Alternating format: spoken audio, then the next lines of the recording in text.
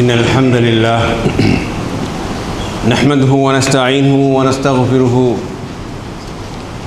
ونعوذ بالله من شرور أنفسنا ومن سيئات أعمالنا من يهده الله فلا مضل له ومن يضلله فلا هادي له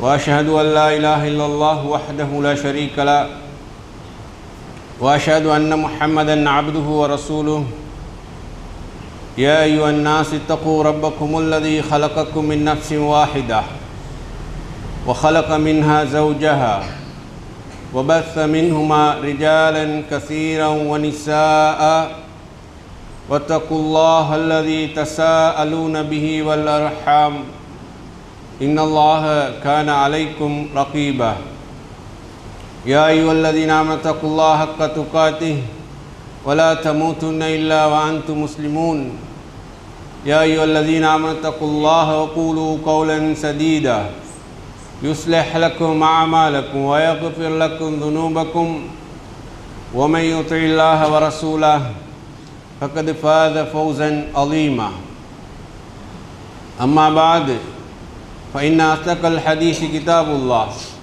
وخير الهدي هدي محمد صلى الله عليه وسلم وشر الأمور محدثاتها وكل محدثة بدعة وكل بدعة ضلالة وكل ضلالة في النار எல்லாம் வல்ல அல்லாஹ்வின் நல்லடியார்களே, அல்லாஹ்வுடைய கட்டளை ஏற்றவர்களாக ஜுமாவுடைய கடமையை நிறைவு செய்வதற்காக வேண்டி நாம் எல்லோரும் இந்த இடத்திலே ஒன்று குழுமியிருக்கிறோம்.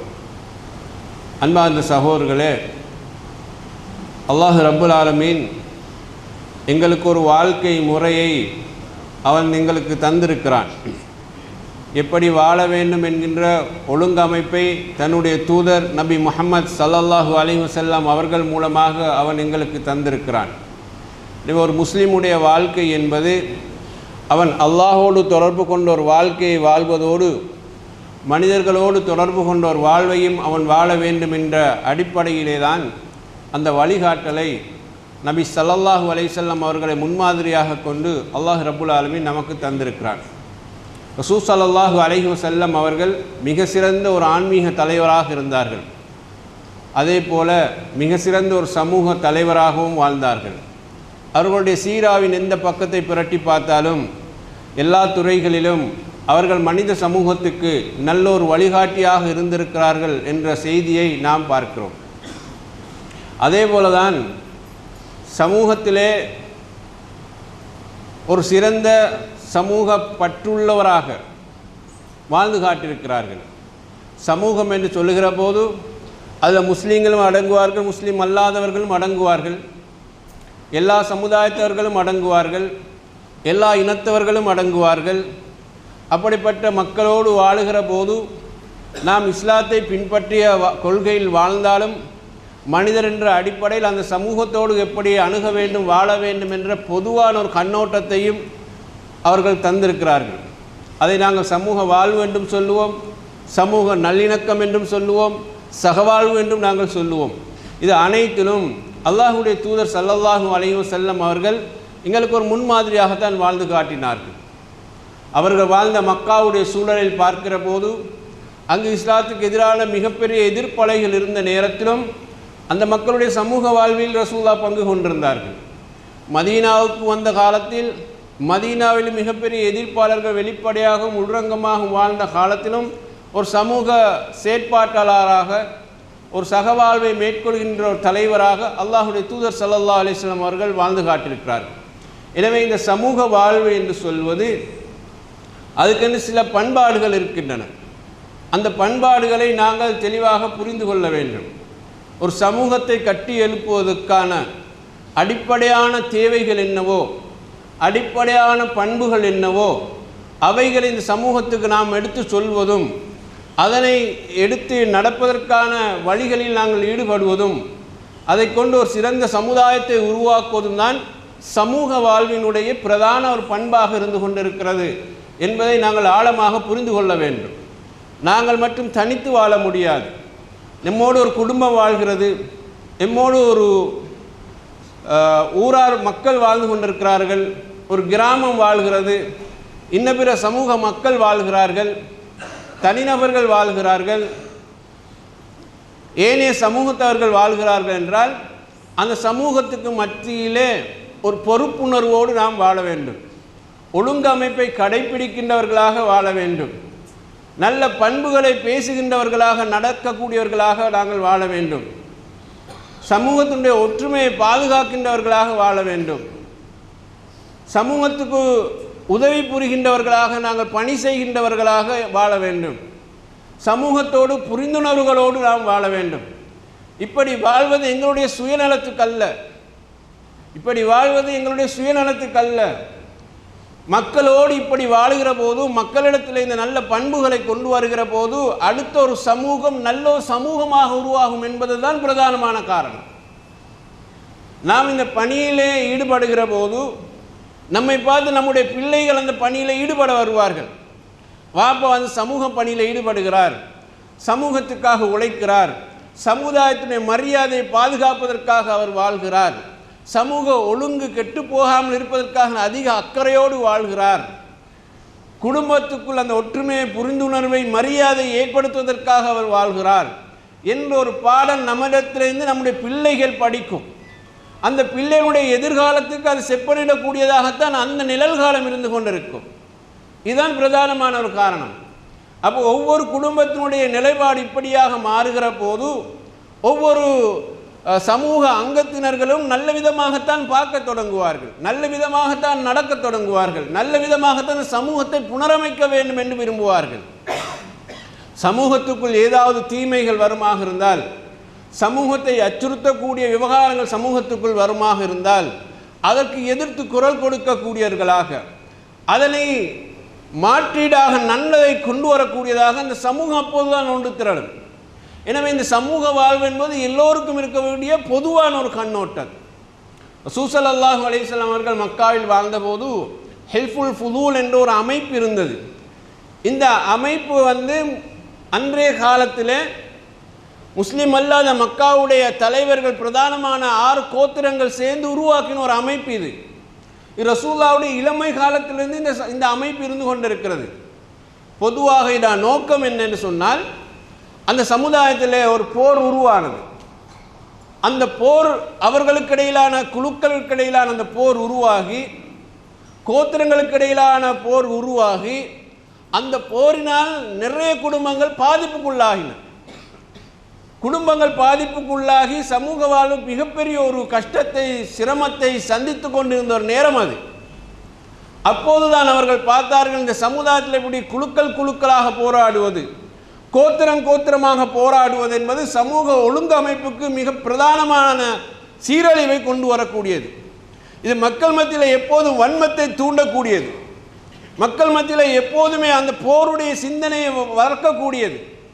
இது வேண்டாம், இது கூடாது என்பதற்காக வேண்டி அவர்கள் பிரதானமான 6 கோத்திரங்கள் ஒரு இடத்தில் ஒன்று கூடி ஒரு முடிவு செய்கிறார்கள். நாம் இதை நிப்பாட்டுவதற்காக வேண்டி ஒரு அமைப்பை உருவாக்க வேண்டும் என்று அவர்கள் முடிவு செய்கிறார்கள். அப்போதுதான் அந்த பேர் வருகிறது, ஹில்ஃபுல் ஃபுதூல் என்ற பேர் அந்த அமைப்புக்கு வருகிறது. இப்போ இந்த அமைப்பினுடைய நோக்கம் என்னவென்று சொன்னால், மக்காவிலே போர்கள் வராமல் தடுப்பது என்பதுதான் பிரதானமான நோக்கம்.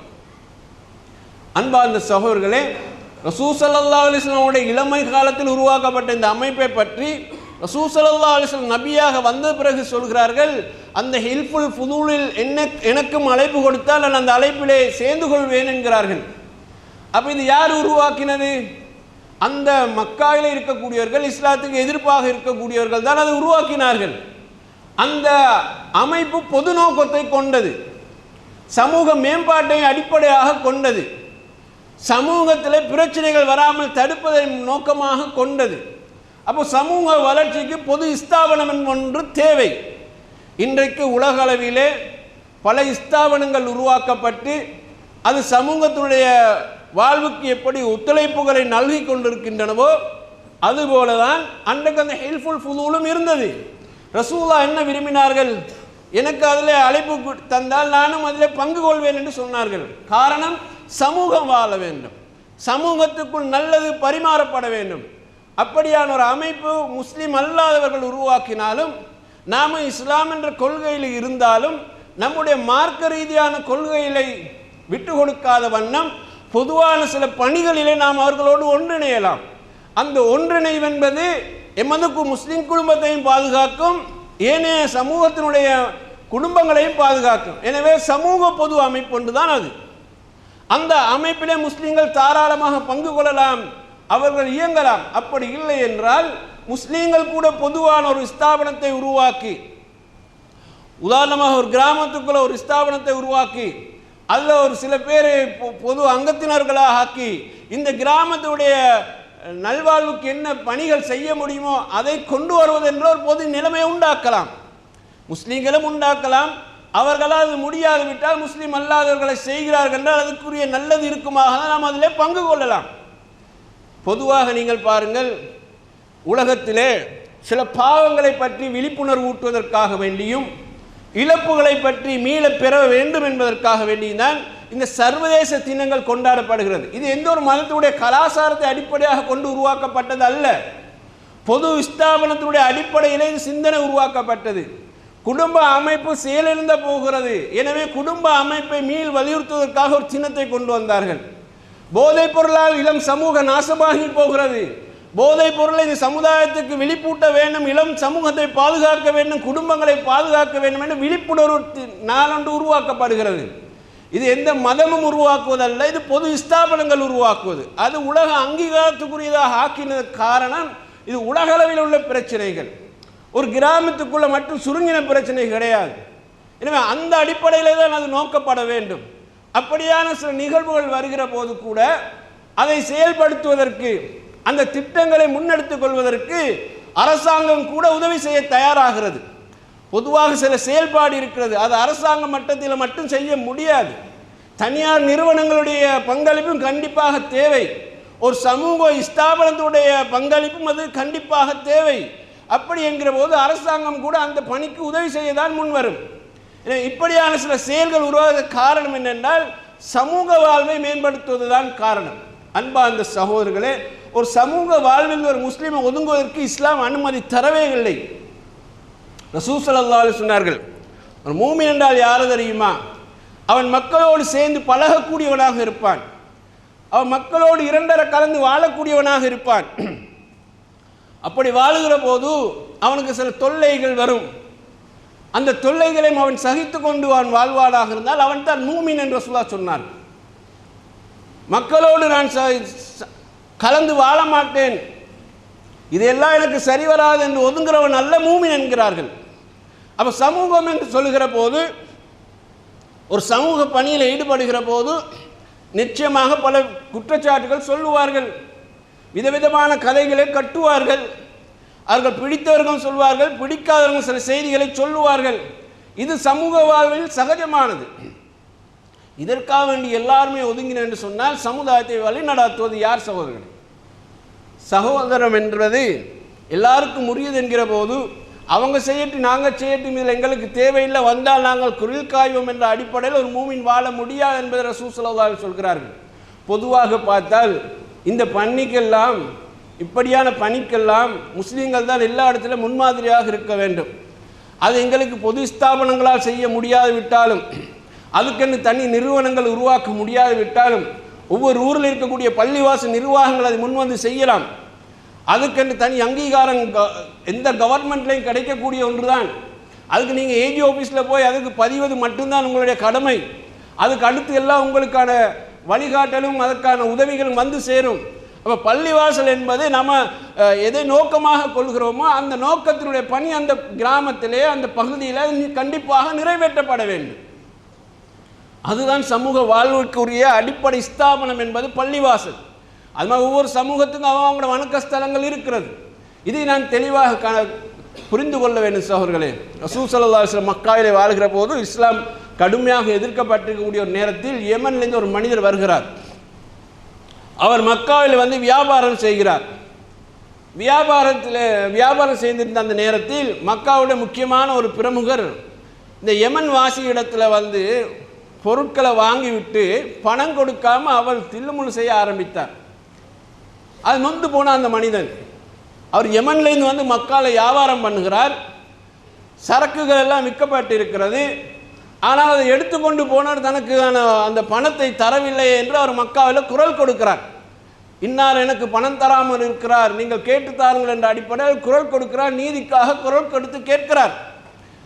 அப்போ அந்த இடத்துல உள்ளவர்கள் ரசூல்லா இடத்துல சொல்கிறார், நீ போய் ரசூல்லா இடத்துல சொல், முகமது இடத்துல சொல்லு, அவர் உனக்கு எடுத்தருவார் என்று சொல்கிறார்கள் ஸல்லல்லாஹு அலைஹி வஸல்லம். அவர்களுடைய நோக்கம் என்னென்னா, ரசூல் ஸல்லல்லாஹு அலைஹி வஸல்லம் அவர்கள் அபூலஹப் அல்லது அபூஜஹல் வீட்டுக்கு போனால் அங்கு பகைமை பற்றி கொள்ளும். ரெண்டு பேருக்கு இந்த மார்க்க ரீதியான உறவில் மிகப்பெரிய விரிசல் இருக்கிறது, பகை இருக்கிறது. இந்த நேரத்தில் இவங்களை அங்கே அனுப்பினா ஒரு பகை உருவாகும். அதை பார்க்குற நோக்கத்தில் தான் அவங்க அந்த கருத்தை சொன்னாங்க. நீங்கள் போய் முகமதியிடம் சொல்லுங்க, அவர் உங்களுக்கு எடுத்தருவார் என்று அவர்கள் சொல்லி அனுப்பினாங்க.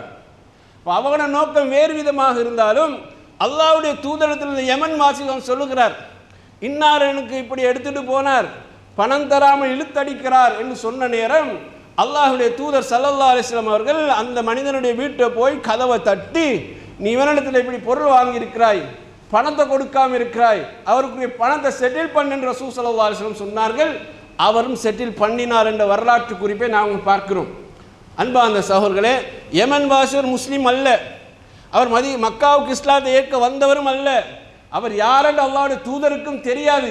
ஆனால் சமூகத்தில் உடன் பாதிக்கப்பட்டு குரல் கொடுத்து கொண்டிருக்கிறானே, அவனுடைய உரிமை பறிக்கப்பட்டிருக்கிறதே, அந்த அநியாயத்துக்கு எதிராக தான் ரசூல் ஸல்லல்லாஹு அலைஹி வஸல்லம் தன்னை எதிர்க்கிறவன் வீட்டை போய் அந்த மனிதனுக்குரிய நியாயத்தை பெற்றுக் கொடுத்தார்கள் என்ற வரலாறை படிக்கிறோம். இதுதான் ஒரு மூமினுடைய வாழ்க்கையில், ஒரு சமூகத்தினுடைய பணியிலே அவனுடைய ஒரு பண்பாக இருக்க வேண்டும். சகோதரர்களே, அன்பார்ந்த சகோதரர்களே, ரசூல் ஸல்லல்லாஹு அலைஹி வஸல்லம் அவர்களுக்கு அந்த மக்காவிலே பல கோத்திரத்தார்கள் எதிர்ப்பு வந்து சொல்லி, அல்லாஹ்வுடைய தூதரை இவங்களை எதிர்க்கிறாங்க, எங்களை எதிர்க்கிறாங்க, இவங்களுக்கு எதிராக துஆ செய்யுங்கன்னு சொன்ன நேரத்தில் கூட ரசூலுல்லாஹ் அந்த மக்களுக்கு எதிராக துஆ செய்யல. முலர் கோத்திரத்தார் எதிர்ப்பு தெரிவிக்கிறார்கள், இன்னும் கோத்திரத்தார் எதிர்ப்பு தெரிவிக்க அல்லாஹ்வுடைய தூதரை என்று மக்கள் முறைப்பாடு. ஆனால் அல்லாஹ்வுடைய தூதர் என்ன சொன்னாங்க, யா அல்லாஹ் அவர்களுக்கு நேர் வழியை கொடுத்த இடத்தில் அனுப்பி வை என்று தான் ரசூலுல்லாஹ் துஆ கேட்டார்கள். சமூக வாழ்வில் இஸ்லாம் சொல்லப்படுகிற போது சில பாதிப்புகள் வரும், துன்பங்கள் வரும், சைக்கிரவன் தான் மூமின் என்றார்கள் ரசூலுல்லாஹ். எனவே ரசூலுல்லாஹ் அவர்களுக்கு எதிராக ஒருபோதுமே அவர்கள் லானத்து செய்தோ அவர்களுக்கு எதிராக துஆ செய்தோ அல்லாஹ் இடத்துல கேட்கவில்லை. அதே நேரம் ஒரு இடத்துல சொன்னார்கள், யார் சொல்லா இன்னார் இந்த பகுதியில் மக்கள் முல்லர் கூட்டத்தினர்கள் வாழ்கிறார்கள், அந்த பகுதியில் மிக பிரமாண்டமான ஒரு வறட்சி ஏற்பட்டிருக்கிறது, அவனுடைய பொருளாதாரம் எல்லாம் பாதிக்கப்பட்டிருக்கிறது, அவர்களுக்காக மழை வேண்டி அல்லாஹ்விடத்தில் துஆ கேளுங்களேன் என்று ரசூல் ஸல்லல்லாஹு அலைஹி வஸல்லம் அவர்கள் சொன்ன நேரம் ரசூல் ஸல்லல்லாஹு அலைஹி வஸல்லம் அவர்கள் அல்லாஹ்விடத்தில் கையேந்தி, யா அல்லாஹ் நீ மழையை இறக்குவாயாக என்று துஆ கேட்டார்கள். சகோதரர்களே, முல்லர் கூட்டம் என்பது இஸ்லாத்துக்கு அப்பாற்பட்ட ஒரு கூட்டம். இன்னொரு வார்த்தையில் சொன்ன போனால் முஸ்லீம்களை கண்டாலே எதிர்ப்பு தெரிவிக்கக்கூடிய ஒரு கூட்டம். ஆனால் அவங்களுடைய பொருளாதாரம் பாதிக்கப்பட்டிருக்கிறதுன்னு சொன்னால் அவங்களுடைய வாழ்வாதாரம் பாதிக்கப்பட்டிருக்கிறது. அந்த வாழ்வாதாரம் பாதிப்பு என்பது ஒரு குடும்பத்துடைய வாழ்வு நாசமாகிறது, அவங்களை சுற்றி இருக்கக்கூடிய அந்த வாழ்க்கை இல்லாமல் போகிறது. அது இந்த இஸ்லாத்தை நான் சொல்வதனால் அந்த பாதிப்பை அவங்க அனுபவிக்க வேண்டும் கூடாது. ரசூலுல்லாஹ் பொது நோக்கத்தோடு தான் அதை சிந்தித்தார்கள். சகோதரர்களே, எவ்வளவு பெரிய ஒரு சமூக பணியை நோக்கத்தோடு ரசூலுல்லாஹ் வாழ்ந்தார்கள் பாருங்கள். அப்போ அந்த மக்களுக்கு அல்லாஹ்வுடைய மழை இறங்க வேண்டும் என்று தான் அவர்கள் விரும்பினார்கள், துஆ கேட்டார்கள். இந்த மாதிரி நம்மளை எதிர்க்கிறவராக இருந்தாலும் சமூக கண்ணோட்டம் என்பது வேறு, தனிநபர் கண்ணோட்டம் என்பது வேறு. சகோதரர்களே, தனிநபர் கண்ணோட்டம் என்பது வேறு, சமூக கண்ணோட்டம் என்பது வேறு. இப்போ நாங்கள் வாழக்கூடிய சமுதாயத்திலே பள்ளின மக்கள் வாழுகிறார்கள், அதில் எவனாவது ஒருத்தர் ரெண்டு பேர் நமக்கு தீங்கிழைப்பவன் இருப்பான், எங்களையும் அவங்களுக்கு தீங்கிழைப்பவன் இருப்பான். அது ஒட்டுமொத்த சமூகத்துடைய பிரச்சனையாக நாம் காண முடியாதே. எங்கட பக்கத்தில் செய்தவன் அதுக்கு முஸ்லீம் சமூகம் பொறுப்பல்ல, அவங்களோட பக்கத்தில் செய்கிறவர்கள் அந்த சமூகமும் பொறுப்பல்ல. இந்த ரெண்டையும் ஓரமாகிட்டு பொது கண்ணோட்டத்தோடு பார்த்தால் நாம் செய்ய வேண்டிய மனிதாபிமான பணிகள் நிறைய இருக்கும். அதனால் இந்த சமூகத்தை முன்னேற்றக்கூடிய பணிகள் நிறைய இருக்கும். அந்த கண்ணோட்டம் தான் பொதுவானதாக அல்லாஹ்வுடைய தூதர் ஸல்லல்லாஹு அலைஹி வஸல்லம் அவர்களிடத்தில் இருந்ததை நாங்கள் பார்க்கிறோம். அன்பார்ந்த சகோதரர்களே, அல்லாஹ் ரப்புல் ஆலமீன் குர்ஆன் ஒரு வசனத்தில் சொல்கிறான், உங்களை மஸ்ஜிதுல் ஹராமுக்கு போக விடாமல் ஒரு சமூகம் தடுக்குது என்று ரசூலுல்லாஹ் சொல்கிறான். சஹாபாக்களை பார்த்து அல்லாஹ் சொல்கிறான், உங்களை ஒரு சாரார் மஸ்ஜிதுல் ஹராமுக்குள் நுழைய விடாமல் தடுக்கிறார்கள். அவங்க தடுக்கிறார்கள் என்பதற்காக வேண்டி அங்குள்ள மக்கள் மீது நீங்கள் எல்லை மீறாதீர்கள் அல்லாஹ் தஆலா சொல்கிறான். அந்த குரோதம் உங்களுக்கு வரக்கூடாதுன்னு சொல்கிறாங்க. லா யஜ்ரிமன்ன ஷனஆனு கௌமின், அந்த மக்கள் மீது உங்களுக்கு குரோதம் வரக்கூடாது. உங்களை எதிர்க்கிற மக்கள் அங்கு இருக்கிறார்கள், உங்களை மஸ்ஜிதுல் ஹராமுக்கு வரவிடாமல் தடுக்கிறவர்களும் அங்கு இருக்கிறார்கள். ஆனாலும் அங்குள்ள மக்கள் மீது நீங்கள் எல்லை மீறக்கூடாது என்று அல்லாஹு தாலா நமக்கு ஒரு படிப்பினையாக சொல்கிறான். எல்லோருமே எதிர்ப்பு தெரிவிக்கிறவர்கள் இருக்க மாட்டார்களே. இப்போ பத்ர் யுத்தம் நடைபெறுகிற சந்தர்ப்பத்திலே பிரமாண்டமான ஒரு படை மக்காவிலே திரட்டப்படுகிறது. எல்லா வீடுகளிலும் வர வேண்டும் என்ற பொது அறிவிப்பு சொல்லப்படுகிறது. ரசூல் ஸல்லல்லாஹு அலைஹி வஸல்லம் அவர்களுக்கு கேள்விப்படுகிறது, பத்ரில் இந்த போர் ஏற்பாடு செய்யப்படுகிறது. சில பேர் வலுக்கட்டாயமாக அந்த படையிலே சேர்க்கப்படுகிறார்கள். இன்னார் இன்னார் வலுக்கட்டாயமாக படையிலே சேர்க்கப்பட்டிருக்கிறார்கள், இன்னார் இன்னார் விரும்பி வருகிறார்கள், இன்னார் இன்னார் வலுக்கட்டாயமாக அவளுக்கு எந்த விதமான விருப்பமும் இல்லாமல் அந்த மக்கா தலைவர்களுடைய வற்புறுத்தலின் காரணமாக, அவர்கள் பலவந்தப்படுத்தியதன் காரணமாக அவர்கள் யுத்தத்துக்கு அழைத்து வரப்பட்டிருக்கிறார்கள். செய்தி ரசூலுல்லாஹ் கேள்விப்பட்டவுடனே படை வீரர்களை பார்த்து ரசூலுல்லாஹ் சொல்கிறார்கள், இன்னார் இன்னாரை நீங்கள் களத்திலே சந்தித்தால், போர் புரிகிற போது நீங்கள் சந்தித்தால் அவர்களை கொல்லாதீர்கள் என்று ரசூல் ஸல்லல்லாஹு அலைஹி வஸல்லம் சொன்னார்கள். அவர்கள் எங்களுக்கு எதிராகத்தான் படையோடு வருகிறார்கள், ஆயுதம் தரித்தவர்களாக வருகிறார்கள், ஆனாலும் நீங்கள் அவர்களை களத்தில் கண்டால் கொல்லாதீர்கள் என்று ரசூலுல்லாஹ் பொது அறிவித்தல் முஸ்லிம்களுக்கு செய்தார்கள். அவர்களே காரணம், அந்த மக்கள் இஸ்லாத்தை ஏற்றுக்கொள்ளாதவர்கள், ஆனாலும் போருக்கு அவங்க தயாராக இருக்கவில்லை, போரை அவர்கள் விரும்பவில்லை என்ற நிலையை ரசூலுல்லாஹ் அறிந்தபோது களத்திலே கொல்லாதீர்கள் என்று ரசூலுல்லாஹ் பொதுவான ஒரு ஆணை பிறப்பித்தார்கள் என்ற செய்தியை பார்க்கிறோம். இது எவ்வளவு பெரிய ஒரு நோக்கத்தோடு அல்லாஹ்வுடைய தூதர் சமூகத்தை வழிநடாத்திருக்கிறார்கள் என்று நீங்கள் யோசித்து பாருங்கள். அல்லாஹ் ரப்புல் ஆலமீன் பொதுவாக குர்ஆனில் சொல்கிறான், உங்களை உங்களுடைய வீடுகளை விட்டு வெளியேற்றாதவர்கள், உங்களுக்கு எதிராக போர் புரியாத மக்கள் இருக்கிறார்கள். இப்போ மக்காவிலே முஸ்லீம்களை வெளியேற்றியவர்கள் அந்த நாட்டினுடைய அந்த பகுதியினுடைய முரண்டு பிடித்த, கர்வம் பிடித்த, ஆணவம் பிடித்த தலைவர்களுடைய செயல்பாடு. அப்பாவிகள் சிலர் இருப்பார்கள், அவர்கள் இதுக்கு எதற்குமே சம்பந்தம் இல்லாதவர்கள். அப்போ அல்லாஹ் என்ன சொல்கிறான் என்றால், உங்களை யார் வீட்டை விட்டு விரட்டினார்களோ அவர்களோடு நீங்கள் போர் செய்யுங்கள், உங்களை எதிர்த்து யார் யுத்தத்துக்கு வருகிறார்களோ அவர்களோடு போர் செய்யுங்கள். ஆனால் உங்களை எதிர்க்காமல், உங்களை வீட்டை விட்டு வெளியேற்றாமல், உங்களோடு போர் செய்ய வராமல் இருக்கிறார்களே அந்த மக்களுக்கு அந்த ரூஹும் நன்மைகளை செய்யுங்கள் என்று அல்லாஹ் சொல்கிறான். வத்துகுசிது இலைஹிம், அவர்களுக்கு நியாயத்தோடு அவர்களோடு நடந்து கொள்ளுங்கள், அவர்கள் நியாயத்தை பெற்றுக் கொடுங்கள். அல்லாஹ் தால் அந்த மக்களை தான் நேசிக்கிறான், இப்படி நடக்கக்கூடிய அந்த மக்களை தான் நேசிக்கிறான் அல்லாஹ் ரப்புல் ஆலமீன் குர்ஆனில் சொல்கிறான். அன்பா அந்த சகோதரர்கள், இது பொதுவாக நீங்கள் பாருங்கள், எதிர்க்கக்கூடிய ஒரு கூட்டத்தில் இருந்து ஒரு சாரார் எதிர்க்கிறவர்கள் இருக்கிறார்கள், அழித்தொழிக்க வேண்டும் என்ற சிந்தனை உள்ளவர்களும் இருக்கிறார்கள், ஆனால் இது ஒன்று வேணாம் என்று விரும்பக்கூடிய மக்களும் அங்கு இருக்கிறார்கள்.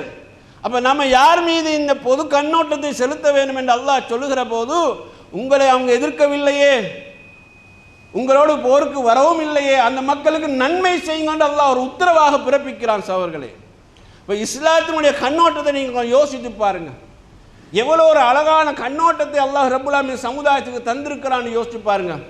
அப்போ அந்த மக்களுக்கு நாங்கள் நன்மையை செய்ய வேண்டும், நீதியை நியாயத்தை நிலைநாட்ட வேண்டும், அதற்குரியதை அவர்களுக்கு ஒப்படைக்க வேண்டும் என்று அல்லாஹ் சொல்லுகிற போது ஒரு முஸ்லீமுடைய பணி எந்த அளவு உயரத்தில் வைத்து குர்ஆன் மதித்து பேசுகிறது என்று பாருங்கள். இதுதான் நமக்கு தேவையான ஒன்றாக இருக்கிறது. சகோதரர்களே, ரசூல் ஸல்லல்லாஹு அலைஹி வஸல்லம் அவர்களிடத்திலே உமர் ரலியல்லாஹு அன்ஹு சொல்கிறார்கள், யா ரசூலல்லாஹ், இதோ பட்டாடை இருக்கிறது, இதை நீங்கள் எடுத்துக்கொள்ளுங்கள் என்று அவர் ஒன்று வாங்கி கொடுக்கிறார் ரசூலுல்லாஹ்வுக்கு. இதை நீங்கள் எடுத்துக்கொள்ளுங்கள், இதை எடுத்து நீங்கள் எப்போது ஜும்மாவுக்கு வருகிற போது நீங்கள் அணிந்து கொள்ளலாம். இப்போ ஜும்மா என்பது விசேஷமான ஒரு தினம் தானே, மக்களை பொதுவாக தலைவர் சந்திக்கக்கூடிய தினம், பள்ளிவாசல் இமாம் உங்களை சந்திக்கக்கூடிய தினம் என்று நீங்கள் எப்படி பார்க்கிறீர்களோ அதுபோல் அல்லாஹ்வுடைய தூதரும் அப்படிதான் ஒரு சமூகத்தினுடைய தலைவரே. அப்போ அந்த ஜும்மாவுக்கு வரக்கூடியவருடைய ஆடை என்பது ஒரு ஆளுமையை பிரதிபலிக்கக்கூடிய ஒன்று. பர்சனாலிட்டி என்று நாங்கள் சொல்கிறோமே, பர்சனாலிட்டி என்பது எத்தனையோ வழிகளில் வரும், அதில் ஒன்று அவன் அணியக்கூடிய ஆடையுடைய தரத்தை பொறுத்து இருக்கிறது. நீங்கள் ஒழுங்காக ட்ரெஸ் அணிந்தால் உங்களை பார்ப்பதற்கு ஒரு நல்லதாக இருக்குது, அழகாக இருக்குது என்று நீங்கள் வர்ணிப்பீர்கள். உங்களே போல இன்னொருத்தனும் இது என்னடா உடுப்பு உடுத்திருக்கிறா, இப்படியா உடுப்பாங்க, இப்படியா ட்ரௌசர் போடுறது, இப்படியா டிஷர்ட் போடுறதுன்னு கேட்பீங்க. ரெண்டு பேரும் உடுத்து தான் இருக்கிறாங்க, ஆனால் ஆடையின வித்தியாசத்தை மனிதனுங்க காட்டி கொடுக்குதா இல்லையா? இவர் கௌரவமாக அணிந்திருக்கிறார், அவர் கொஞ்சம் கேவலமாக அணிந்திருக்கிறார். அந்த கேவலமாக அணிகிறவனுக்கு அது டிசைனாக தெரியுது, கௌரவமாக அணிகிறதுக்கு சமூக மரியாதை தெரியுது. இதான வித்தியாசம். அப்போ ஜும்மாவுக்கு ஏறக்கூடிய உலமாக்களாக இருந்தாலும் அந்த மக்களை அவர்கள் சந்திக்கிற ஒரு பொதுவான ஒரு இடம். அதில் அவர் ஒரு தன்னுடைய கம்பீரத்தையோ தன்னுடைய ஆளுமையோ அது பிரதிபலிக்கக்கூடியதாகத்தான் அந்த இடத்துல இருக்க வேண்டும். அல்லாஹ்வுடைய தூதர் மக்களை சந்திக்க வரக்கூடிய ஜும்மாவுடைய நாளில் அல்லாஹ்வுடைய தூதர் நல்ல ஒரு ஆடையோடு சமூகத்தை சந்திக்க வேண்டும் என்று உமர் ரலியல்லாஹு அன்ஹு விரும்பினார்கள். எனவே சொல்கிறார், யார் சொல்லலாம், நீங்கள் இந்த ஆடையை எடுத்துக்கொள்ளுங்கள், ஜும்மாவுடைய தினத்தில் நீங்கள் அதை அணியலாம், அல்லது உங்களை சந்திக்க தூதுக்குழுவினர்கள் வருவார்கள். மதீனாவுக்கு வெளியிலிருந்து பல தூதுக்குழுவினர், முஸ்லீம் அல்லாத தூதுக்குழு ரசூலுல்லாஹ் சந்தித்திருக்கிறார்களே, அப்படி தூதுக்குழுவினர்கள் வருவார்கள். அவர்கள் வருகிற போது உங்களுக்கு இதை அணிந்து கொள்ளலாம் என்று சொல்கிறார்கள். எவ்வளோ ஒரு சமூக கண்ணோட்டம் என்று பாருங்கள். அப்போ ரசூலுல்லாஹ் சொன்னார்கள், இது கூடாது, ஏன்னா இது பட்டு அடையக்கூடாது, அவங்களுக்கு பட்டாடை அணிகிறவருக்கு மறுமையில் எந்த பாக்கியம் இல்லாமல் போய்விடும் என்று ஆண்களுக்கு தடுக்கப்பட்டது என்று உமர் ரலியல்லாஹு சொல்கிறார்கள். சரின்னு உமர் ரலியல்லாஹு போயிட்டார்கள். பிறகு ரசூலுல்லாஹ் இடத்துல பட்டாடைகள் வந்தபோது அதில் ஒன்றை எடுத்து உமர் ரலியல்லாஹு அவர்களுக்கு ரசூலுல்லாஹ் அனுப்பி வைக்கிறார்கள். அப்போ அதை கேட்குறார்கள் உமர் ரலியல்லாஹு, யார் ரசூலல்லாஹ், இது கூடாது என்று தான் நீங்கள் அப்போதே எனக்கு சொன்னீர்களே, இப்போ எனக்கு அனுப்பி வைத்திருக்கிறீர்கள் என்று அவர்கள் கேட்டார்கள். உமரை, இது நான் உங்களுக்கு அணிவதற்காக தரவில்லை. ரசூலுல்லாஹ் சொல்கிற வார்த்தை பாருங்கள், உமரை நீங்கள் இதை அணிவதற்காக நான் தரவில்லை, இதை நீங்கள் ஓடுமனால் விற்று போடுங்கள் அல்லது யாருக்காவது கொடுத்து போடுங்கள் என்றார்கள். விற்று போடுங்கள் அல்லது கொடுத்து போடுங்கள், நமக்கு கூடாத ஒன்றை நம்ம வச்சுக்கொள்ள தேவையில்லை, அதை கொடுத்து நம்ம பணமாக்கலாம். ஹலாலான ஒன்றாக தான் அது, நான் களவெடுத்த ஒன்று அல்ல. ஆனால் இஸ்லாம் நமக்கு தடை செய்து, பட்டாடை நமக்கு வந்திருக்குது, நம்ம அணியக்கூடாது, இது விற்று பணமாக்கலாம், தாராளம் பணமாக்கலாம். அப்போ ரசூலுல்லாஹ் சொல்கிறாங்க, நீங்கள் அதை விற்று எடுத்துக்கோங்க அல்லது யாருக்காவது கொடுத்து போடுங்கன்றாங்க. உமர் ரலியல்லாஹு என்ன செய்தார்கள் என்றால், மக்காவில் இருக்கக்கூடிய தன்னுடைய குடும்ப சகோதரர் ஒருவருக்கு அதை அனுப்பி வைத்தார்கள். நீங்கள் உடுத்துக்கோங்கன்னு அனுப்பி வைத்தார். ஏன்? அவருக்கு இஸ்லாம் இல்லை, அவர் முஸ்லீமும் இல்லை, அவருக்கு இது ஹலால், நமக்கு இது ஹராம், ஆடை ஒன்று தானே, அந்த ஆடையை அங்கே அனுப்பி வைத்தார்கள் செய்தியை நாம் பார்க்கிறோம். அன்பார்ந்த சகோதரர்களே, சமூக உறவுகளில் இந்த புரிந்துணர்வோடு வாழ்வு மிக முக்கியமானது சகோதரர்களே. இதை நன்றாக நாங்கள் புரிந்து கொள்ள வேண்டும். சமூக வாழ்க்கையிலே ஒவ்வொருத்தருடைய மரியாதையை பாதுகாப்பது மிக முக்கியமானது, ஒவ்வொருத்தருடைய புரிந்துணர்வு மிக பிரமதியானது. இந்த ரெண்டும் இருந்தால் தான் சமூக வாழ்வை கொண்டு போக முடியும். குடும்பத்துக்குள்ளேயே நமக்கு சில பிரச்சனைகள் இழப்புகள் வருகிற போது நம்முடைய புரிந்துணர்வு அது உயரத்துக்கு கொண்டு போகும்.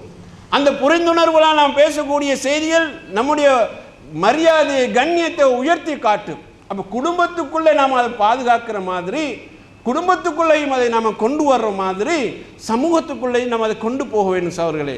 இந்த அடிப்படை ரசூல் ஸல்லல்லாஹு அலைஹி வஸல்லம் அவர்கள் வாழ்ந்து காட்டின இந்த அழகான சமூக வாழ்வினுடைய முன்னேற்றம் என்பது மிக முக்கியமானது. அல்லாஹ் ரப்புல் ஆலமீன் குர்ஆனில் சொல்கிற போது ஒரு அடிப்படையை நமக்கு சொல்கிறான், வஅபுதுல்லாஹ் வலா துஷ்ரிகு பிஹி ஷையா, அல்லாஹ்வை மட்டும் வணங்குங்கள், அவனுக்கு எதை இணை வைக்காதீர்கள். வபில் வாலிதைனி இஹ்சானா, நீங்கள் பெற்றோர்களுக்கு உபகாரம் செய்யுங்கள், பெற்றோர்களுக்கு உபகாரம் செய்யுங்கள். வபிதில் குர்பா, நெருங்கிய உறவுகளுக்கு நல்லது செய்யுங்கள், உபகாரம் செய்யுங்கள். வல் யதாமா, அனாதைகளுக்கு நீங்கள் உபகாரம் செய்யுங்கள். வல் மசாக்கீன், சமூகத்தில் இருக்கக்கூடிய வறியவர்கள் இருக்கிறார்களே அவர்களுக்கும் நல்லது செய்யுங்கள். வல் ஜாருல் ஜுனுப், உங்களுடைய பக்கத்து வீட்டார், அவர் அந்நியவர், அல்லாஹ் தஆலா அந்த வார்த்தையை பயன்படுத்துகிறான். வல் ஜாருல் ஜுனுப், உங்களுடைய பக்கத்து வீட்டார் அந்நியவராக இருப்பார், அந்நிய அயலவர், அவருக்கும் நல்லதை புரியுங்கள். வஸ்ஸாஹிபு பில் ஜன்பி, உங்கள் அருகில் உள்ள நண்பர், அவர் யாராகவும் இருக்கலாம், அவர் முஸ்லீமாகவும் இருக்கலாம், முஸ்லீம் அல்லாத ஒருவராகவும் இருக்கலாம், உங்களுடைய நண்பர், நீங்கள் அவரோடு வியாபார ரீதியாகவும் தொடர்பு வைத்திருக்கலாம், வேறு பல நல்ல காரியங்களோடு தொடர்பு வைத்திருக்கலாம், அவர் உங்களுடைய நண்பர், அவருக்கும் நல்லது செய்யுங்கள் அல்லாஹ் சொல்லிவிட்டு வப்னு சபீல், வழிப்போக்கர்களுக்கும் செய்யுங்கள். வமா மலக்கத் ஐமானுக்கும், உங்கள் வழக்கரம் சொந்தமாய் கொண்ட அடிமைகளுக்கும் நல்லது செய்யுங்கள். இன்னல்லாஹ் லா யுஹிப்பு மன் கான முஹ்தாலன் ஃபஹூரா, பெருமை அடித்து கர்வத்தோடு நடக்கக்கூடியவன் அல்லாஹ் ஒருபோதும் விரும்புவதில்லை என்று அல்லாஹ் சொல்கிறான். அன்பார்ந்த சகோதரர்களே, இந்த வசனத்துடைய ஆரம்பத்திலிருந்து இறுதி வரை நீங்கள் ஒன்றை யோசித்து பாருங்கள். முஸ்லீம்களுக்கு அல்லாஹ் தஆலா அறிவுரை சொல்லக்கூடிய ஒரு வசனம். வணக்க ரீதியாக நீங்கள் உங்களுடைய வணக்கங்கள் அல்லாஹ்வுக்கு மட்டும் செய்ய வேண்டும் என்று அறிவுரையோடு தொடங்குகிறது. ஆனால் அந்த அறிவுரை தொடர் பட்டியலிலே அயலவர் சம்பந்தமாகவும் நமக்கு அல்லாஹ் பேசுகிறான். அந்த அயலவர் முஸ்லீம் அல்லாதவராக இருந்தாலும் அவருக்கு உபகாரம் செய்யுங்கள் என்கிறான், நல்லதை செய்யுங்கள் என்கிறான். உங்களோடு பயணிக்கக்கூடிய ஒரு நேரம் பஸ்ஸில் ஒரு நண்பர் இருப்பார், உங்களுக்கு பக்கத்திலே உங்களுக்கு அறிமுகம் இல்லாத ஒருவர் இருப்பார். அவர் யாரோ இருந்துட்டு போறார், ஆனால் அவருக்கு ஒரு தேவை வரலாம், அவர் கஷ்டத்துக்கு ஆளாக இருக்கலாம், ஒரு சங்கடத்துக்கு முகம் கொடுத்திருக்கலாம். அவர் யார் என்பதெல்லாம் அவனுக்கு பிரச்சனை, அவர் மனிதர் என்பது மட்டும்தான் நம்முடைய நோக்கம். அவருக்கான அந்த பணிவிடையை, அவருக்கான தேவையை நாம் செய்து கொடுப்பது. மனிதாபிமானத்தை அல்லாஹ் ரப்புல் ஆலமீன், மனித நேயத்தை அல்லாஹ் ரப்புல் ஆலமீன் இந்த வசனத்தில் முஸ்லீம் சமுதாயத்துக்கு எவ்வளவு சிறப்பாக வலியுறுத்துகிறான் என்று பாருங்கள். அப்போ அண்டை வீட்டாராக இருந்தாலும் அவர் முஸ்லீம் அல்லாதவராக இருந்தாலும் அவரோடு நல்ல விதமாக நடந்து கொள்ளுங்கள், அது சமூக கடமைகள் ஒன்றென்று அல்லாஹ் தஆலா சொல்கிறான். ஒரு முறை ஒரு நபித்தோழர் தன்னுடைய வீட்டுக்கு வருகிறார். அங்கு ஆடு அறுக்கப்பட்டு சமையல் செய்யப்பட்டிருக்கிறது, ஆடு இறைச்சி அரைக்கப்பட்டிருக்கிறது. அப்போது அவர் தன் குடும்பத்தாரத்தில் கேட்கிறார், இந்த ஆட்டு இறைச்சியை பக்கத்து வீட்டு யூதர் இருக்கிறாரே அவருக்கு கொடுத்தியான்னு கேட்கிறார். அவர் என்ன கேட்கிறார் என்றால், அவர் மதீனாவில் வாழ்கிற அந்த சஹாபி தன் குடும்பத்தாரத்துக்கு கேட்க, ஆடு அறுத்துங்க, ஆடு இறைச்சி எல்லாம் சரி, இப்போ சமையலும் நடக்குது, ஓகே, எல்லாம் முடிஞ்சு. ஆனால் இந்த அடுத்த வீட்டார் இருக்கிறாரே அவர் யூதர் தான், அவருக்கு இறைச்சி கொடுத்தீங்களான்னு கேட்கிறார், அவருக்கு ஒரு பங்கு கொடுத்தீங்களான்னு கேட்கிறார். யூதர்கள் அந்த இறைச்சியை சாப்பிடக்கூடியவர்கள், யூதர்கள் ஆட்டிறைச்சியை சாப்பிடக்கூடியவர்கள். பக்கத்து வீட்டை நாம மட்டும் ஆடு அறுத்து சமையல் வச்சு சாப்பிடுவது போல அவங்க அடுத்த வீட்டார்களே அவர்களும் கவனித்தீர்களான்னு கேட்டுவிட்டு சொன்னார்கள். அவர் ஒரு ஹதீஸ் தன் குடும்பத்துக்கு சொல்கிறார். என்ன சொல்கிறார் என்றால், அல்லாஹ்வுடைய தூதர் ஸல்லல்லாஹு அலைஹி சொன்னார்கள், அடுத்த வீட்டாருடைய விஷயத்தில் ஜிப்ரீல் எனக்கு வலியுறுத்தி கொண்டே இருந்தார். அடுத்த வீட்டாருடைய விஷயத்தில் நாம் எப்படி நடந்து கொள்ள வேண்டும் என்று ஜிப்ரீல் எனக்கு வலியுறுத்தி கொண்டே இருந்தார். எந்த அளவு அவர் வலியுறுத்தினார் என்றால், நம்ம சம்பாதித்த சொத்துக்கள்ல வாரிசு சொத்துக்கு அவங்க வந்து விடுவாங்களோ என்று சொல்ற அளவுக்கு ஜிப்ரீல் எனக்கு இந்த விஷயத்தை வலியுறுத்தி கொண்டே இருந்தார் ரசூலுல்லாஹ் சொன்னார்கள். எனவே நீ அடுத்த வீட்டாருக்கு நீ இந்த இறைச்சியை கொடுத்தாயான்னு தன் குடும்பத்தாரை பார்த்து கேட்டார் சௌரு. இப்போ இந்த அளவு அன்றைக்கு சஹாபாக்கள் வாழ்ந்திருக்கிறார்கள், அந்த உறவை முறையில் பேணி இருக்கிறார்கள். எனவே எங்களை சந்திக்கக்கூடிய எங்களுடைய வியாபாரத்தில் நாம் பல பேரை சந்திப்போம். நமக்கு அன்பானவர்கள் இருப்பார்கள், நெருக்கமானவர்கள் இருப்பார்கள், தொடர்பில்லாதவர்கள் இருப்பார்கள். ஆனால் அவர்களோடான அந்த உறவு என்பது நம்முடைய மரியாதை மட்டுமல்ல சகோதரர்களே, இஸ்லாத்தினுடைய இஸ்ஸத், அந்த கண்ணியத்தை பாதுகாக்கக்கூடியதாகத்தான் நம்முடைய அந்த தொடர்பாடல்கள் இருக்க வேண்டும்.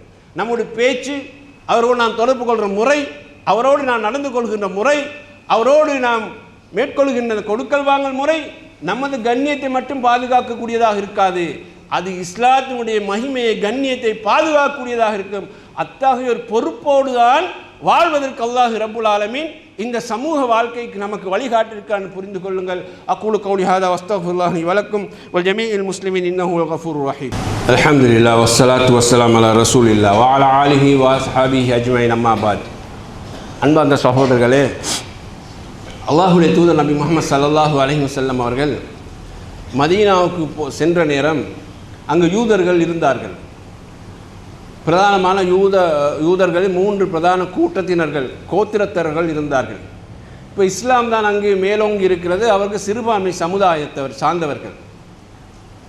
அவர்களோடு அல்லாஹ்வுடைய தூதர் ஸல்லல்லாஹு அலைஹி வஸல்லம் அவர்கள் இன்றைக்கு நாம் பயன்படுத்தக்கூடிய வார்த்தை இருக்கின்ற சகவாழ்வு, சமூக வாழ்வு, சமூக நல்லிணக்கம் என்று சொல்ல பயன்படுத்தக்கூடிய வார்த்தைகள் இருக்கின்றனவே, இந்த வார்த்தைகளுக்கு அன்றைக்கு ரசூலுல்லாஹ் உயிர் கொடுத்தார்கள், அதை நடைமுறைப்படுத்தினார்கள், அதற்கு அர்த்தம் கற்பித்தார்கள். இப்படி தான் சகவாழ்வு இருக்கும், இப்படி தான் சமூக வாழ்வு இருக்கும், இப்படி தான் சமூக நல்லிணக்கம் இருக்கும் என்று அன்றைக்கு சரியான ஒரு அர்த்தத்தை அல்லாஹ்வுடைய தூதர் நடைமுறைப்படுத்தினார்.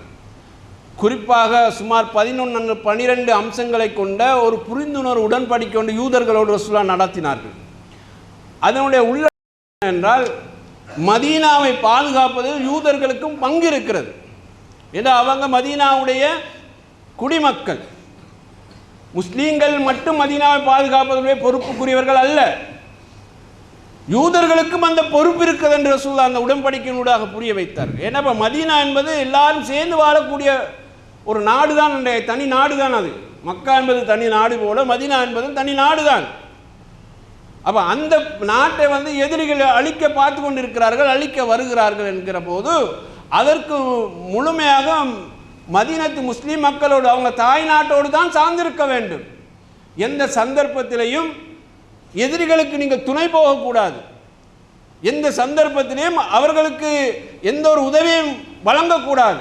நீங்கள் எந்த பகுதியில் இருக்கிறீர்களோ அந்த பகுதியை நீங்கள் பாதுகாக்கணும். நீங்கள் எந்த மண்ணில் எந்த பகுதியில் வாழ்க அந்த மண்ணை நீங்கள் பாதுகாக்கணும். இந்த போராட்டத்தில் எல்லோரும் ஒன்று சேர வேண்டும். ஒருவருக்கொருவர் நன்மையின் அடிப்படையில் செயல்பட வேண்டும் என்று ரசூலுல்லாஹ் சொன்னார்கள். யூதர்களும் முஸ்லீம்கள் எப்படி செயல்பட வேண்டும் என்றால், நன்மையான காரியம் என்று எது வருகிறதோ அதில் முஸ்லீமும் உங்களோடு வருவார், நீங்களும் அந்த நன்மைக்கு பங்கு செலுத்த வேண்டும் என்று ரசூலுல்லாஹ் சொன்னார்கள். அதே நேரம் அநியாயம் செய்யப்பட்டவனுக்கு துணை போகக்கூடாதுன்னு சொன்னார்கள். பாவம் செய்கிறவர்களுக்கு துணை போக முடியாது, அது சமூக வாழ்வை நாசப்படுத்தி விடும், சமூகத்தினுடைய நல் இணக்கத்தை அது உடைத்து போட்டுவிடும். எனவே பாவங்கள் அநியாயங்கள் நடந்தால் அதற்கு செய்தவனுக்கு துணையாக நிற்கக்கூடாது. பாவம் செய்தவன் அநியாயம் செய்தவன் இருக்கும்போது அவனுக்கு பதிலான குடும்பத்தாரை தண்டிக்கவும் முடியாது. இப்படியான சுமார் 11 அம்சங்களை கொண்ட ஒரு உடன்படிக்கை அல்லாஹ்வுடைய தூதர் அவங்க 2 பேருடைய ஒப்புதலோடு, யூதர்களும் அதை ஏற்றுக்கொண்டார்கள், முஸ்லீம்களும் ஏற்றுக்கொண்டார்கள், அல்லாஹ்வுடைய தூதர் அந்த ஒப்பந்தத்தை செய்தார்கள். சகோதரர்களே, சமூக வாழ்வுக்கு நல்ல ஒரு படிப்பினையாக மதீனாவுடைய அந்த வரலாறு குறிப்பு நமக்கு சொல்லும். முஸ்லீம்கள் மதீனாவுக்கு போன நேரம் தண்ணீர் பற்று காணப்பட்டது, நிறைய கிணறுகளும் கூட இல்லை. அப்போ ஒரு யூதர் அவரிடத்தில் இருக்கக்கூடிய கிணத்துல முஸ்லீம்கள் தண்ணி எடுப்பதை அவர் விரும்பவில்லை. அவர் என்ன செய்தார்னா, ஒரு வியாபாரம் பண்ண விரும்பினார். அவர் அந்த கிணத்தை வச்சு ஒரு வியாபாரம் செய்ய நினைத்தார். அவர் அது முதலீடாக நினைக்கிறார். அவர் என்ன சொன்னார் என்றால், நான் இந்த கிணறை விற்க போகிறேன், உங்களை யாராவது விருப்பமானால் நீங்கள் வாங்கிக் கொள்ளுங்கன்றார்கள். இப்போ கிணறு என்பது பொதுவாக நமக்கு தெரியும், எல்லா மக்களும் பயனடையக்கூடிய ஒன்று. தண்ணீர் தேவை எல்லாருக்கும், மனிதனுக்கு மட்டுமல்ல மற்ற ஜீவராசிகளுக்கும் தேவை. ஆனால் இவர் என்ன டிமாண்ட் பண்ணுறாருண்டா, இங்கே உங்களுக்கு தர முடியாது, நான் விற்கிறேன், வேணுமானா நீங்கள் வாங்கிக்கோங்கன்றார். ஆனால் வாங்கிறதுக்கு கூடிய பொருளாதார வசதி அப்போ முஸ்லீம்களிடத்துல இல்லை. அப்போ ரசூலுல்லாஹ் சொல்றார், யார் இந்த கிணத்தை வாங்கி விற்கிறாரோ அல்லாஹ்விடத்தில் அவருக்கு சொர்க்கம் கிடைக்கும், நன்மை கிடைக்கும் என்று ரசூலுல்லாஹ் சொன்னபோது உஸ்மான் ரலியல்லாஹு அவர்கள் முன் வந்து அந்த கிணற்றை வாங்கி முஸ்லீம்களுக்கு அப்படியே பொது சொத்தாக வக்ஃபாக விட்டு விட்டார்.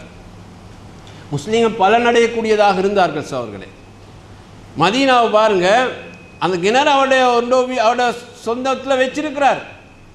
ஆனால் ஒரு அதிகாரம் படைத்த ஒரு ஆட்சி தலைவர் என்றதுக்காக வேண்டி மக்களுக்குரியதை நீ எப்படி தடுக்கலாம் என்று ரசூலுல்லாஹ் கேட்கல. ஏன்னா அவருடைய ஒரு சொத்தாக அவர் வைத்திருக்கிறார், உண்டு அவருடைய காணியில் இருக்கலாம், அதனால் அவர் இந்த டிமாண்ட் பண்ணியிருக்கலாம். பொதுவாக ஒரு நாடு என்ன செய்யும் என்றால், ஒரு அரசு பொது ஆணை கற்பித்து அது பொது சொத்தாக்கி இருக்கும். அல்லாஹ்வுடைய தூதர் அதை செய்யல, பணம் கொடுத்து வாங்குவதற்கான ஏற்பாடை தான் செய்தார்கள். எனவே அந்த யூதரிடத்திலிருந்து பணத்தை கொடுத்து அந்த கிணத்தை முஸ்லீம்கள் மக்கள் பயன்படுத்தக்கூடிய அளவுக்கு ரசூல் ஸல்லல்லாஹு அலைஹி வஸல்லம் விட்டு விட்டார்கள். இதுபோது யூதர்களோடு வாழ்ந்து தனி ஒரு வாழ்க்கை இருக்குது சகோதரர்களே. இன்றைக்கு நான் காண்ற யூத சமூகமும் அன்றைக்கு வாழ்ந்த ரசூலுல்லாஹ்வுடைய யூத சமூகத்துக்கும் இடையில் பாரிய வித்தியாசங்கள் இல்லாவிட்டாலும் இஸ்லாத்துக்குள்ளே வாழ்ந்த நபிகளாவுடைய அந்த உயர்ந்த பண்பாடை படிப்பதற்கு கண்டிப்பாக அந்த மதீனத்து வரலாறு படித்து தான் ஆக வேண்டும். அவ்வளவு மிக சிறந்த ஒரு சமூக வாழ்வை அந்த யூத சமுதாயத்தோடு ரசூலுல்லாஹ் வாழ்ந்தார்கள். யூதர்கள் 2 முறை ரசூலுல்லாஹ்வை கொலை செய்வதற்கு கூட எத்தனித்தார்கள். இந்த உடன்படிக்கையை மீறி அவர்கள் செயல்பட்டார்கள். வரலாறுல எங்கேயுமே உடன்படிக்கையை பேணிய ஒரு சமூகம் அல்ல அவர்கள். அல்லாஹ்வுடைய தூதருக்கு ஒரு முறை நஞ்சு வச்சு கொள்ள பார்த்தார்கள், இன்னும் முறை சூனியம் செய்து ரசூலுல்லாஹ்வை முடக்க பார்த்தார்கள், எல்லாமே தோத்து போனார்கள். இன்னொரு பக்கம் சமாதானம் பேச்சு செய்வோம் வாருங்கள் சொல்லி ரசூலுல்லாஹ் ஒரு இடத்துல உட்கார வைத்து மேலேந்து திருகை கல்லை போட்டு கொல்ல பார்த்தார்கள். அப்போதெல்லாம் ரசூலுல்லாஹ் அவர்களை விட்டு போனார்கள், மன்னித்தார்கள். செய்தவர்களுக்கு ஒரு சந்தர்ப்பத்தில் மட்டும் அந்த கூட்டத்தை மதீனா விட்டு ஓரமாக்கினார்கள். ஆனால் பிறகு அவர்கள் இந்த ஒப்பந்தங்களை மீறி மக்காவில் இருக்கக்கூடிய எதிரிகளோடு கூட்டு சேர்ந்து ஒரு படையை தயாரித்து மதீனாவை அழித்து ஆட்சியை கைப்பற்றவர்கள் முற்பட்ட போதுதான் ரசூலுல்லாஹ் ஒட்டுமொத்த யகூதிகளையும் தண்டனை கொடுத்து மதீனா விட்டு விரட்டினார்கள், நாடு கடத்தினார்கள். ஆனால் பொதுவான சில விஷயங்கள் ரசூலுல்லாஹ் எவ்வளோ அழகான நடைமுறையில் ஏற்படுத்தினார்கள் உங்களுக்கு தெரியும். அது ஒரு அழகான ஒரு வரலாறு குறிப்பு. எனவே அன்பார்ந்த சகோதரர்களே, இந்த சமுதாயத்திலே நாம் வாழ்கிற போது ஒன்றை மறுபடியும் நான் சொல்கிறேன், தெளிவாக புரிந்து கொள்ளுங்கள். அல்லாஹ் ரப்புல் ஆலமீன் அந்த முஸ்லீம் அல்லாத மக்களோடு நடக்க சொல்லுகின்ற ஆரம்ப வசனத்தை சொல்லும்போது வாபுதுல்லாஹ் வலா துஷ்ரிகு பிஹி ஷையா, அல்லாஹ்வுக்கு எதை இணை வைக்காமல் அல்லாஹ் வணங்குகிறேன்னு சொன்ன கொள்கையோடு தான் இதை சொல்கிறான். எனவே நாம் சமூக வாழ்வுக்குள் வாழ்கிற போது சகவாழ்வாக இருக்கட்டும், சமூக நல்லிணக்கமாக இருக்கட்டும், நம்முடைய ஈமானை நாம் பறிகொடுக்காத வகையில் தான் நாம் வாழணும். நம்முடைய இஸ்லாத்தினுடைய அடிப்படை கொள்கையை நாசப்படுத்தாத முறையில் தான் நாம் வாழணும். அவங்களோட அப்படித்தான் நாம் ஒன்றிணைந்து வாழணும். ஆனால் இன்றைக்கு பொதுவாக ஒரு சிலர் இதை தப்பாக புரிந்து கொண்டிருக்கிறார்கள். இந்த சகவாழ்வை நாங்கள் மேற்கொள்கிறோம் என்று சொல்லி எல்லாத்துலேயுமே கரைந்து போகிறார்கள். அவர்கள் என்ன சொன்னாலும் அது எங்களோட மார்க்கத்துக்கு உட்பட்டதா இல்லையா, ஈமானுக்கு உட்பட்டதா இல்லையா, இது ஈமானை நாசமாக்குமா, அது எதுவுமே அவங்க கவனத்தில் எடுக்கிறது. எல்லாத்திலையும் அவர்களுடைய பொது வணக்கத்தோடு தொடர்பு படுத்துகிறார்கள். தொடர்பு படுத்தி கொண்டு சமூக வாழ்வு பேசுவது அது ஈமானுக்கு மிக பாதகமானது. அதை செய்ய முடியாது. சில நேரம் அவர்களுடைய வரகஸ்தலத்துக்கு போய் எங்களுக்கு ஒரு பூத்தட்டை தந்து நீங்கள் இதை வைத்து கும்பிட்டு விட்டு வாருங்கள் என்று சொன்னால் அது சமூக நல்லிணக்கம் அல்ல. அது அவர்களுடைய மார்க்கத்தை அவமரியாதை செய்வது, எம்முடைய கொள்கையை கொச்சைப்படுத்துவதற்கான காரியம். அதை செய்ய முடியாது. நாம் அந்த இடங்கள் அப்படி கலந்து கொள்கிற போது இது உங்களுடைய வணக்கஸ்தலம், இது உங்களுடைய வணக்க முறை, இதுதான் உங்களுடைய நம்பிக்கை, இதுதான் உங்களுடைய சடங்கு சம்பிரதாய சாஸ்திரங்கள், அதை நீங்கள் செய்யுங்கள். அதை நான் எந்த வகையிலும் இடையூறு செய்ய மாட்டேன், அவமதிக்க மாட்டேன். அதை எல்லாம் முடித்து விட்டு அடுத்த காரியம் பொதுவான பேச போகிற செய்ய போகிற காரியம் வரும் வரைக்கும் நான் ஓரமாக நிற்கிறேன், உங்களுடைய மதக்கிரிகைகளை முடித்து விடுங்கள் என்று சொல்வது தான் அந்த இடத்துல சரியான சகவாழ்வும் சரியான நல்லிணக்கமும் சமூக வாழ்வும் அடிப்படை. அதுதான் அவங்களை செய்கிறாங்கன்றதுக்காக நாம் செய்ய முடியாது. அது அவங்களோட வணக்கங்களோடு நாம் எந்த வகையில் தொடர்பு படுத்த முடியாது. அதைத்தான் அல்லாஹ் தஆலா சொல்றான், லக்கும் தீனுக்கும் வலியதீன். மார்க்கம் என்று வந்தால், கொள்கை என்று வந்தால் அது உங்களோடு வையுங்கள், எந்த கொள்கை என்னோடு இருக்கட்டும். நீங்கள் பள்ளி வாசலுக்கு வந்தால் உங்களோட தலையில் தொப்பியை போட்டு நீங்கள் எங்களோடு இது தொழுங்க நாங்கள் சொல்ல முடியாது, சொல்லக்கூடாது. இது வணக்கங்களுக்கு அப்பாற்பட்ட சமூக வாழ்வு. அதில் தான் நாங்கள் ஒன்றிணைவோம் என்ற உறுதியாக இருக்கேன். ரசூல் ஸல்லல்லாஹு அலைஹி வஸல்லம் அவர்கள் சஹாபாக்களோடு ஹுனைன் பகுதியை நோக்கி போய் கொண்டிருக்கிறார்கள். அப்போது இஸ்லாத்துக்கு புதிதாக வந்தவர்கள் அந்த இடத்துல ஒரு காட்சியை பார்க்கிறார்கள். அது என்னன்னு சொன்னால், முஸ்லீம் அல்லாதவர்கள் அவங்களோட நம்பிக்கை பிரகாரம் ஒரு அந்த மரத்தை புனிதப்படுத்துகிறார்கள். இன்றைக்கும் இருக்குது தானே மரங்களை புனிதப்படுத்தி வணக்கம் செலுத்தக்கூடிய முறை இன்றைக்கும் இருக்கிறது. அப்போ அன்றைக்கு அவங்க பார்க்குறாங்க, ஒரு மரத்தை அவங்க புனிதப்படுத்தி வணங்குகிறாங்க. அதில் அவங்களோட ஆயுதங்கள் எல்லாத்தையும் கொழுவி வைத்து அதை புனிதமாக கருதுகிறாங்க. அப்போது இந்த சஹாபாக்கள் சொன்னாங்க, யார சொல்லலாம், அவங்களுக்கு தாத்து அன்வாத்துன்ற அந்த புனித மரம் ஒன்று இருப்பது போல் எங்களுக்கு முன்னு செஞ்சு தாங்களேன்னு கேட்டார். அவங்களுக்கு புனித மரம் ஒன்று இருக்குது, அதுக்கு பேர் தாத்து அன்வாத், அதுபோல் ஒன்று எங்களுக்கு செய்து தாங்க கேட்ட நேரம் ரசூலுல்லாஹ் சொன்னாங்க, அல்லாஹு அக்பர். மூசா அலைஹிஸ்ஸலாம் ஃபிரௌனுடைய கொடுமையிலிருந்து பனு இஸ்ரவேலர்களை இக்கரையில் இங்கிருந்து அங்கு அந்த பக்கம் அழைத்து போகிற நேரம், அங்கே அவங்க போகிற நேரம் ஒரு சிலை வணக்கத்தை பார்த்து மூசாட்டு சொன்னாங்க, மூசாவே எங்களுக்கு இப்படி ஒரு கடவுளை நீங்கள் ஏற்படுத்தி தாங்க என்று அவ்வளோ நன்றி உணர்வு மறந்து, நன்றி கெட்டத்தனத்தை மறந்து, அல்லாஹ் அவர்கள் செய்த உதவியை மறந்து அவங்க இப்படி கேட்டாங்க. அப்போ தான் ரசூலுல்லாஹ் சொல்கிறாங்க, அவங்க கேட்குற மாதிரி நீங்கள் கேட்குறீங்களேன்னு சொன்னாங்க. அது எங்களுக்கு முடியாது என்று ரசூல் ஸல்லல்லாஹு அலைஹி வஸல்லம் புதிதாக இஸ்லாத்துக்கு வந்தவங்களுக்கு புரிய வைத்தார்கள். அவர்களே, நீங்கள் வணக்கம் என்று வந்தால் நீங்கள் உங்களோட வணக்கங்களை, காரியங்களை, சித்தாந்தங்களை, உங்களோட சாஸ்திரங்களை, சம்பிரதாயங்களை செய்து முடிங்க, நாங்கள் ஓரமாகி நிற்கிறோம், பிறகு வாங்க பொதுவான பணிக்கு சேருவோம் என்ற அடிப்படையில் தான் இந்த சமூக கண்ணோட்டத்தோடு நம்முடைய சமூக நல்லிணக்கம் இருக்க வேண்டும் என்று புரிந்து கொள்ளுங்கள். அக்கூலு கௌலி ஹாதா அஸ்தக்ஃபிருல்லாஹ் லி வலக்கும் வல் ஜமீஇல் முஸ்லிமீன் இன்னஹு கஃபூருர் ரஹீம்.